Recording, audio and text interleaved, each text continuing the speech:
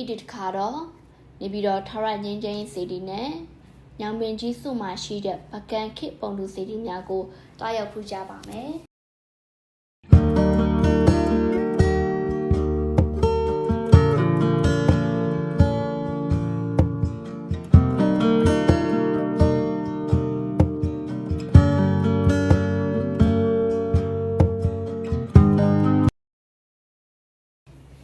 ရောင်မြင်ရွှေလက်လှဖျားကနေပြန်ထွက်လာပြီးရာဇတင်ခရလမ်းမကြီးအတိုင်း2မိနစ်လောက်မောင်းလိုက်ရင်ပကံခေအာနနာစေတီပုံစံတူထာဝရငြိမ်းချမ်းစေတီကိုရောက်ပါမယ်စေတီတော်ရဲ့အရက်လေးမျက်နှာမှာရှိတဲ့လှေကားလေးစင်းမှာတော့အရှိတ်ဘက်လှေကားမှာရွှေဥတောင်းမင်းအနောက်ဘက်လှေကားမှာနဂါမင်းမြောက်ဘက်လှေကားမှာတော့ရွှေငုံမင်းနဲ့တောင်ဘက်လေကားမှာရွှေဟင်းသာတို့ကစေတီတော်ကိုဝင်းရံထားတာတွေ့ခဲ့ရပါတယ်။စေတီတော်ကို2018ခုနှစ်မှာဆရာတော်အရှင်စန္ဒာတိကရဲ့ဥဆောင်မှုဖြင့်စတင်တည်ဆောက်ခဲ့ပြီး2019ခုနှစ်နိုဝင်ဘာလမှာတော့ရွှေထီးတော်တင်လှူဒါန်းခဲ့ပါတယ်။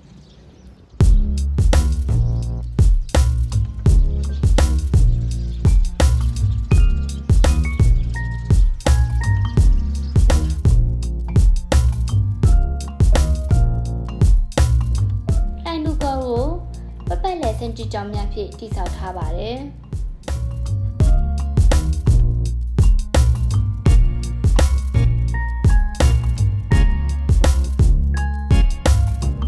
တိုင်ငူထဲမှာတော့ဗုဒ္ဓဝင်စရုပ်များကို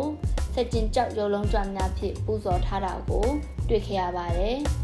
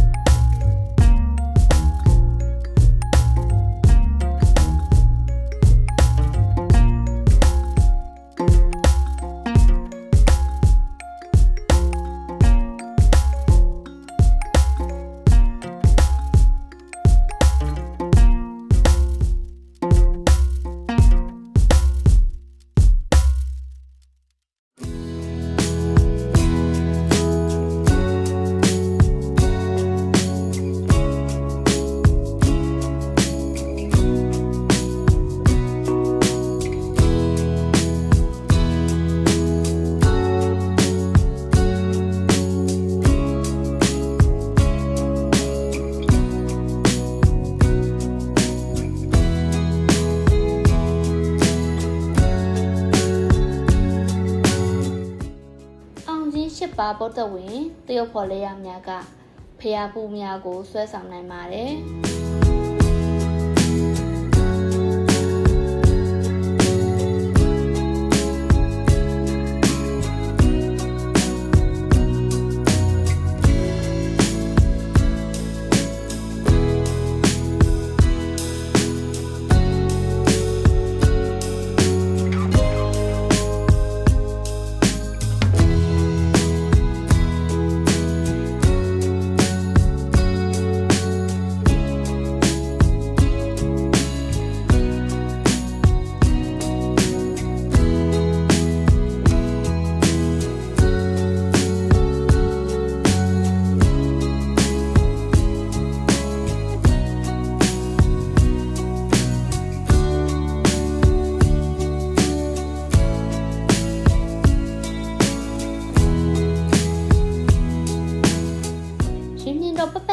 ရှိတဲ့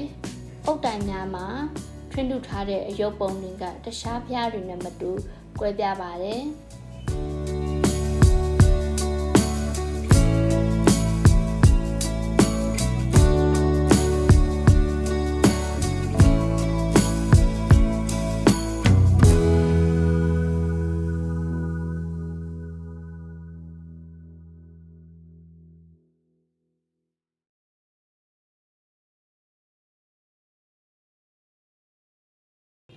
အဲ့ကနေထွက်လာပြီးယမနာမြို့ဘက်ကိုမောင်းလာရင်စီပင်အေးတာမီပွိုင်းကိုအတက်ဖြတ်ပြီးညောင်ပင်ကြီးစုရွာထဲကိုမောင်းလာရင်နေပြီးတော့ပကံလို့တင်စားခေါ်ဝေါ်တဲ့ပကံခေတ်ပုံစံတူဖျားတွေကိုဖူးတွေ့ရမှာပါ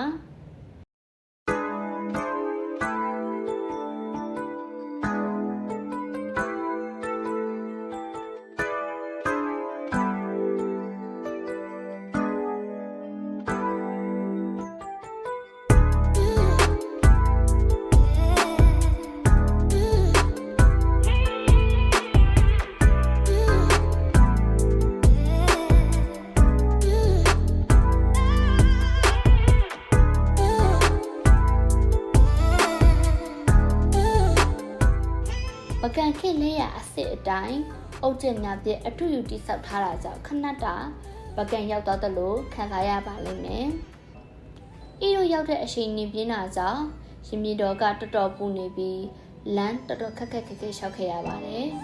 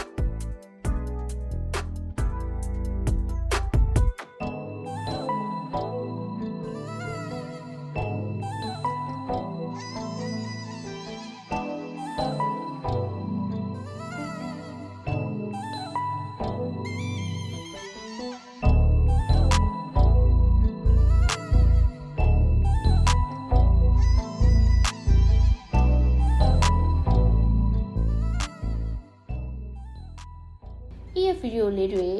အသစ်တွေတင်သမျှကြည့်လို့ရအောင် subscribe လေးလုပ်ပေးသွားပါအောင်နော်ကျေးဇူးတင်ပါတယ်ရှင်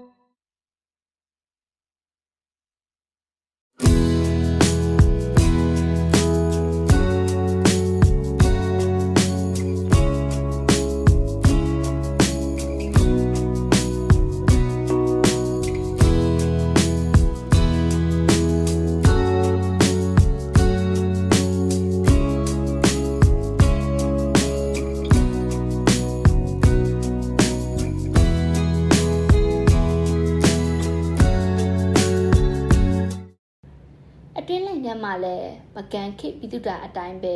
အုတ်ချက်များဖြင့်အမိုးခုံးပုံစံစင်တူတော်ပုံစံများလည်းပူဇော်ထားပါတယ်